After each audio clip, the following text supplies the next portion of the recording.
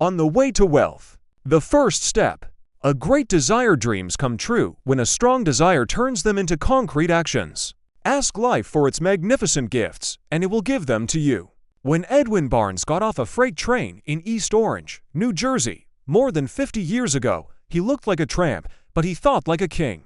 As Barnes walked to Thomas Edison's office, his brain was working tirelessly. Barnes was thinking about how Edison would accept him, how he would ask the scientist to give him the opportunity to realize his cherished dream of becoming a business partner of such a great inventor. Barnes' desire wasn't limited to hope. It wasn't a pathetic, fleeting wish. It was a passion that overshadowed all other thoughts and ideas. This longing was quite definite and could not be more specific. A few years later, in the same office, Edwin S. Barnes again appeared before the great inventor. But this time, his longing became a reality. They did business together. The main dream of his whole life came true and became reality. Barnes was successful because he chose a specific goal and directed all his energy, all his inner strength, to its realization. There's nowhere to retreat to. It took 5 years before Barnes got the opportunity he was looking for. For everyone, Barnes was just one of the many cogs in the machine called Edison's business, but Edwin himself considered himself a partner of the inventor and thought about it tirelessly. This case perfectly illustrates the power of a particular desire. Barnes achieved his goal because he wanted to become Mr. Edison's partner more than anything else. He came up with a plan to realize his dream.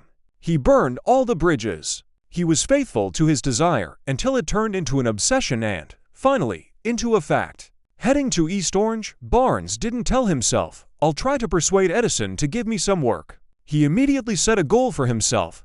"I will see Edison and let him know that I want to enter into a business partnership with him." Edwin did not even think that he should have a backup option in case he could not get the coveted place. He said to himself, "There is only one goal that I really want to achieve. This goal is to become a business associate of Thomas Edison. I will burn all the bridges behind me and make my plans for the future based on their need to achieve what I want." He left himself no escape route. He had to choose one of two things, either win or die. Here is such a success story. He burned his ships. A few centuries ago, there was a great warrior. Once he had to make a very drastic decision, but it guaranteed the success of the decisive battle. It was necessary to defeat the enemy, whose army outnumbered the army of our hero. The great warrior sailed to the enemy's country on several ships. As soon as the subjects disembarked and carried all their equipment and weapons ashore, the great warrior gave the order to burn the ships on which they sailed to a foreign country. Addressing his army before the first battle, he said the following words, "You saw how our ships turned into smoke. That means we won't be able to leave this coast alive if we don't win. We have only one choice: victory or death." They won. Anyone who wants to emerge victorious from any enterprise must decide to burn the ships and cut off all escape routes. Only in this case, it is possible to acquire that state of mind, which is known as the passionate desire to win, which is so necessary for success. Early in the morning, the day after the Chicago fire, a bunch of merchants stood on State Street and looked at what the fire had turned their shops, department stores, and offices into. Then they organized a meeting to decide whether to stay in Chicago and rebuild it from the ruins or leave and start a new business in another city. The merchants, with the exception of one, decided to leave the fire-ravaged city.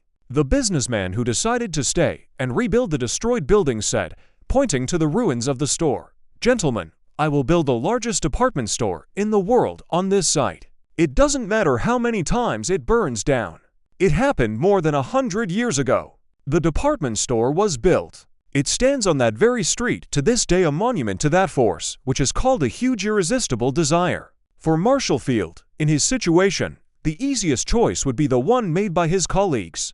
Faced with unforeseen difficulties, the merchants saw the future in a dark light.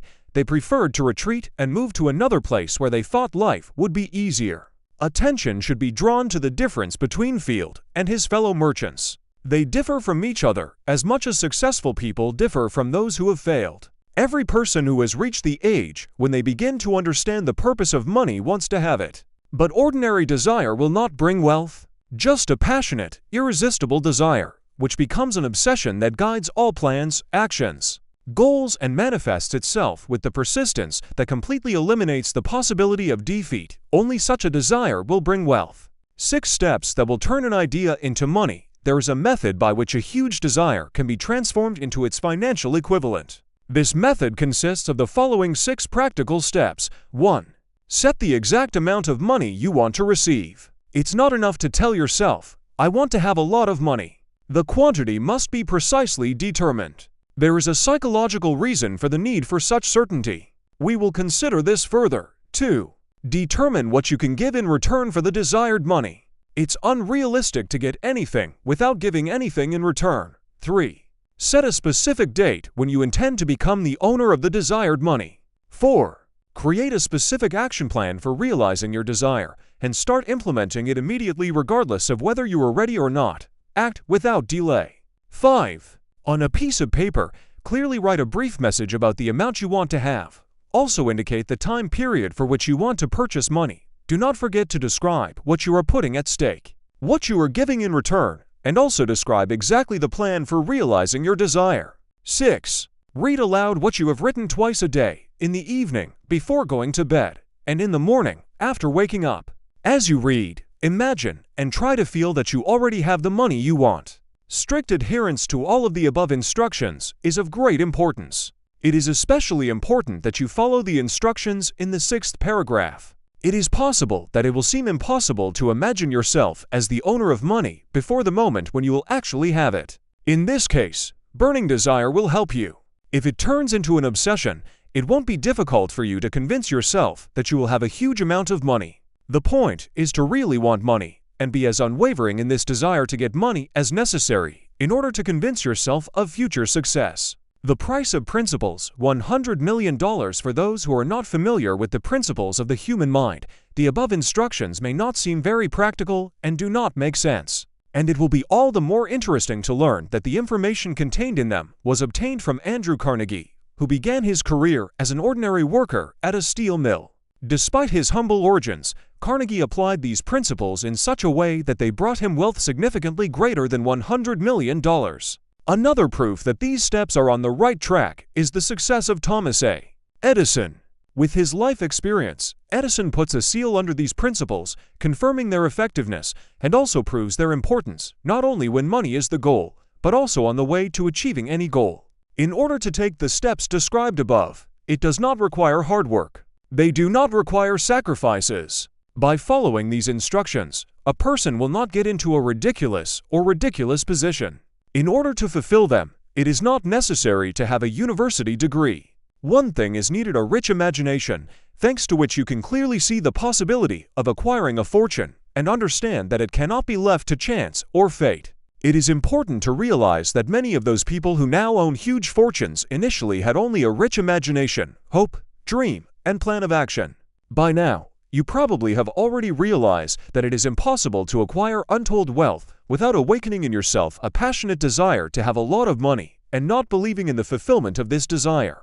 Big dreams turn into wealth in the changed world in which we live. New ideas, new production methods, new marketing methods, new literature, new ideas on television and in cinema are required at the present stage. The need for innovation opens up huge horizons for those who are able to set a goal, define this goal as precisely as possible, and realize it. Those who passionately want to become rich should remember that the real leaders in various countries at all times were people who discovered and put into practice the invisible forces of hidden opportunities and turned these forces or impulses of thought into skyscrapers, cities, factories, airplanes, cars, and other achievements that make our lives more comfortable and pleasant. When you make a plan of action aimed at acquiring the desired amount of money, do not allow anyone to disdainfully deny the possibility of realizing your dreams. To emerge victorious from this struggle with those who do not believe in your dream, you should feel the spirit of the great pioneers who discouraged humanity with their inventions, which, by the way, are currently the most valuable achievements many years ago. This spirit is the life force of many people on our planet. Both you, my readers, and I have a great opportunity to use its advantages to our own advantage.